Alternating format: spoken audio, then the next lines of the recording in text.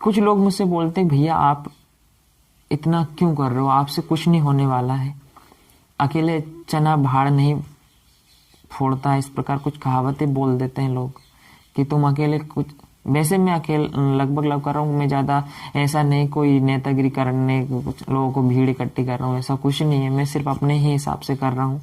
जिस प्रकार आप समझ सकते हैं कि जब राम सेतु बना था, भगवान राम जी जब लंका जा रहे थे तो एक गिलहरी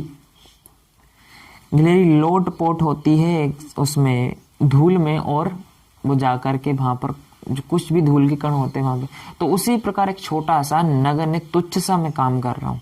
मैं कोई बड़ा कार्य नहीं कर रहा हूँ। तो बस इतना है कि मैं ये ऐसे कर रहा हूँ। आपको एक मैं कहानी सुनाता हूँ कि एक कहीं आग लग जाती है जंगल में। जब आग लग जाती है तो एक चिड़िया अपनी चोंच से कुछ पानी लेकर के उस आग पर डालती, फिर पानी के पास जाती, पानी को चोंच में भरती और जितना भी आता वो आग पे डाल के फिर जाती। इस प्रकार करती रहती। वहीं एक कौवा होता है, वो कौवा बोलता है, अरे चिड़िया तू पागल तो नहीं हो गई कि तेरे इससे क्या आग बुझ जाएगी क्या? तेरी चोंच में इतना पानी है जो उसको आग बुझा देगी। तो चिड़िया बड़ा सुंदर सा जवाब देती है।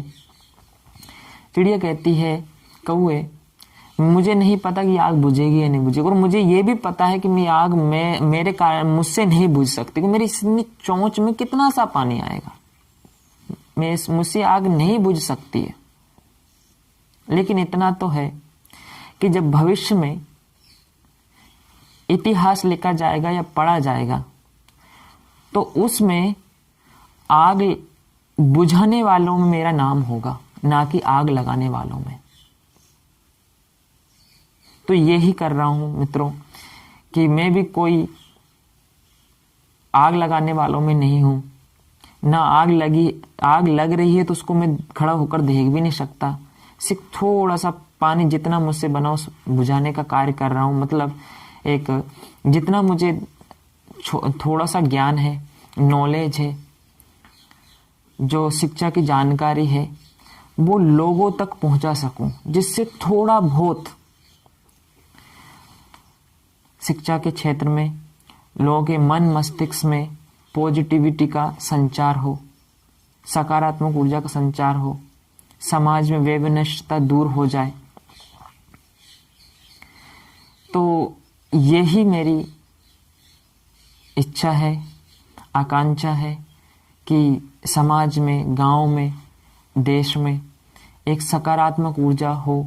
और जो वैसे आपको पता है कि सतयुग, त्रेता युग, राम राज्य में, कृष्ण राज्य में कहीं ना कहीं ये चीजें तो चलती रहती। कभी उनके राज्य में नहीं मिटी तो कलयुग में कैसे? लेकिन फिर भी एक प्रयास तो जारी रहना चाहिए प्रत्येक व्यक्ति का।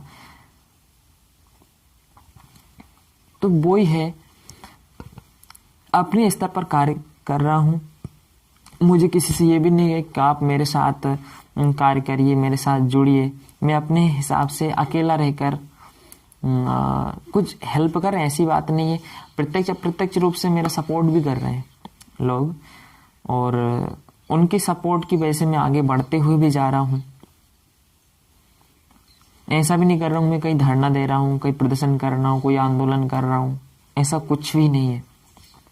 बस आराम से जितना मुझसे बन पा रहा है उतना मैं आवाज उठाता हूँ और वो सोशल मीडिया पे डाल देता हूँ। उसका कुछ इफेक्ट होता है पॉजिटिविटी क्षेत्र में, सकारात्मक क्षेत्र में, तो उसका लाभ हो जाता है जनता को, नागरिकों को, गरीब आम जनता को। यही है एक। तो आप सभी से एक प्रार्थना है, अगर ये वीडियो आपको पसंद आया हो तो लाइक शेयर सब्सक्राइब जरूर करें और आगे तक भेजें। और अगर आप भी इस प्रकार की इच्छा रखते हैं कि समाज में अच्छा हो और समाज में जो योजनाएं चल रही है सरकारों की तरफ से वो समाज तक पहुंचे, तो आप भी इस प्रकार का वीडियो बनाकर अपने सोशल मीडिया प्लेटफॉर्म पे कर सकते हैं। और पहली बात तो अपन स्वयं को ईमानदार बनना पड़ेगा। ईमानदार से मतलब एक सही आदमी बनना पड़ेगा कि आप गलत काम नहीं करें। गलत काम करोगे तो आपको हर कोई टोक देगा, भैया आप भी तो ऐसा करते हो। तो वो कमी लाए, अगर इस प्रकार तो उसमें कमी ला सकते हैं। कुछ भी काम करे निस्वार्थ भाव से।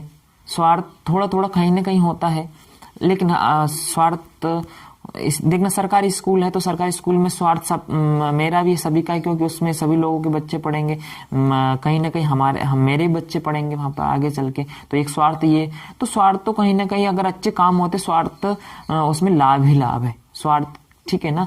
तो इसलिए हमें अच्छे कार्यों को बढ़ावा देना चाहिए, उनको समर्थन करना चाहिए।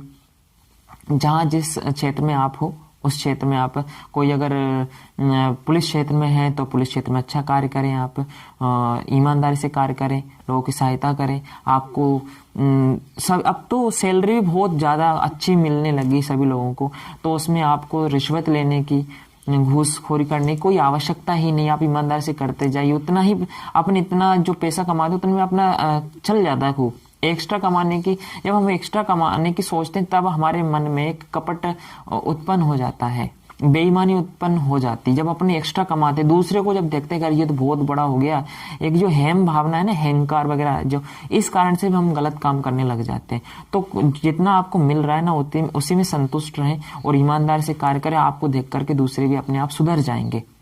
सभी क्षेत्रों के से मैं इतना माफी चाहता हूं कि सभी को मैं एडवाइस दे रहा हूं। एक प्रार्थना है, आवेदन ही है, निवेदन ही है कि मैं ये ऐसा बोल रहा हूं कि आप जिस क्षेत्र में कार्य कर रहे हैं, टीचिंग के क्षेत्र में, पुलिस के क्षेत्र में, किसी भी एरिया में आप हो, बैंक के क्षेत्र में आप अच्छे पोस्ट पर हो तो सैलरी बहुत अच्छी मिलती है सभी लोगों को।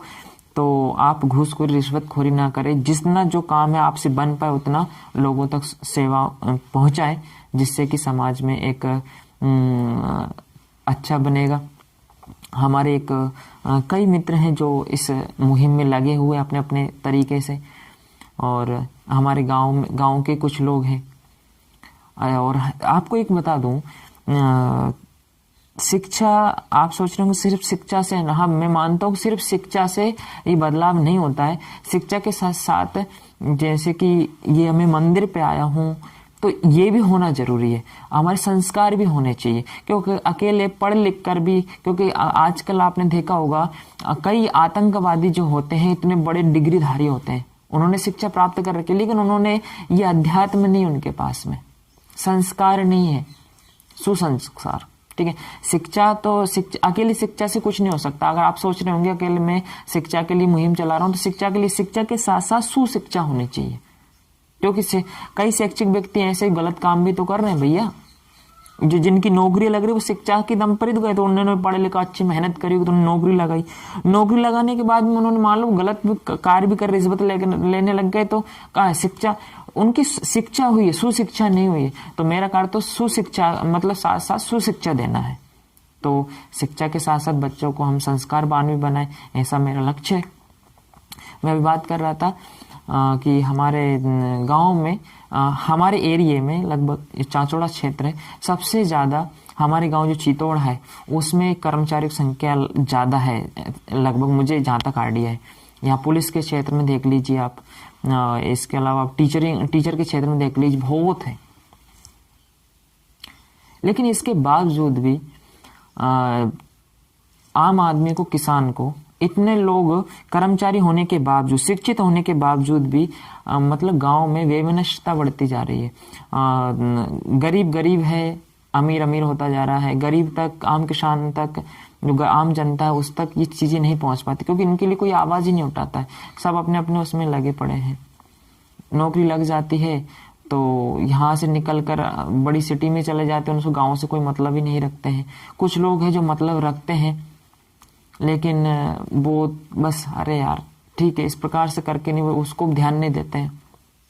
मेरे मन में भी ऐसा आता है कि जब लोगों की उंगलियां मेरी तरफ उठ जाती, कुछ लोगों की, तो फिर लगता है कि यार मैं इतना कुछ करने के बाद भी मैं ऐसा, अरे छोड़ो सब बेकार काम है, ज़्यादा परोपकारी नहीं बनना चाहिए। लेकिन फिर कभी हमारे भगवान जी की, ईश्वर की प्रेरणा मिलती है, नहीं कब तक ऐसे डरते रहेंगे, संघर्ष तो करना चाहिए। क्योंकि सही काम करते हैं अच्छे कार्य के लिए तो कठिनाइयाँ आती हैं। कुछ लोग होते, सभी लोग नहीं, कुछ लोग उंगलियां भी उठाते हैं, बुरा भी बोलते हैं, तो इनसे कब तक डर कर अपन अच्छा कार्य नहीं करेंगे। या जो बुरे व्यक्ति होते हैं वो बिना सोचे समझे बुरा कर डालते हैं, तो हम क्यों ना बिना सोचे समझे सही काम कर सकते हैं ना। तो यही है, मैं आपसे बात कर रहा था कि कुछ लोग हमारे गांव में भी हैं जो प्रत्यक्ष रूप से सही कर्मचारी हैं, लेकिन वो उनको डर रहता कहीं कोई हमें झूठे षड्यंत्रों में ना फंसा जिससे कि हमें नौकरी चली जाए, इसलिए कुछ लोग डरते हैं। लेकिन वो भी कुछ प्रत्यक्ष रूप से गांव के लिए अच्छा सोचते हैं और जिस क्षेत्र में वो कार्य कर रहे हैं अच्छा कर रहे हैं। हमारे अनिरुद्ध मेरे मित्र हैं, ऐसा ही है, हमारे गांव के ही हैं, चितौड़ा के सूबेदार हैं। वो भी पुलिस क्षेत्र में, जिस क्षेत्र में वो, उस क्षेत्र में वो जागरूकता का कार्य कर रहे हैं। तो ऐसे लोग हैं, मैं उनकी प्रशंसा करता हूँ कि वो जागरूकता ला रहे हैं। पुलिस एरिया में, जो पुलिस क्षेत्र होता है उसमें वो जो आम आदमी होता है उनको टाइम पे जागरूक कर रहे हैं हेलमेट के लिए, वाहन किस प्रकार, वाहनों के नियमों को समझाकर आदि प्रकार से वो लोगों को जागरूक कर रहे हैं, नियम बता रहे हैं कि ये ऐसा नहीं, ऐसा करना चाहिए। तो कई हमारे गांव में भी है जो जिस क्षेत्र में वो उस क्षेत्र में कार्य कर रहे हैं। मेरा टीचिंग का क्षेत्र है तो मैं टीचिंग के क्षेत्र में कुछ अच्छा करने का प्रयास कर रहा हूँ। साथ ही साथ गांव के बारे में भी सोचना पड़ता है, क्योंकि मैंने यहाँ पर जन्म लिया है। तो वो भूमि, जिस भूमि पर हमने जन्म, मातृभूमि होती है मेरा गांव, तो उसके प्रति भी हमारी एक सम्मान होना चाहिए और उसको आगे बढ़ाने का प्रयास करना चाहिए।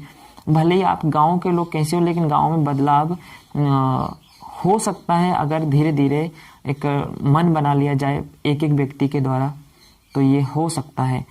सभी को एकजुट हो जाना चाहिए कि एक सबसे बड़ी समस्या है कि एक दूसरे आगे बढ़ने के लिए, पैसे कमाने के दौड़ में हम भूल जाते हैं अच्छी चीज़ों को।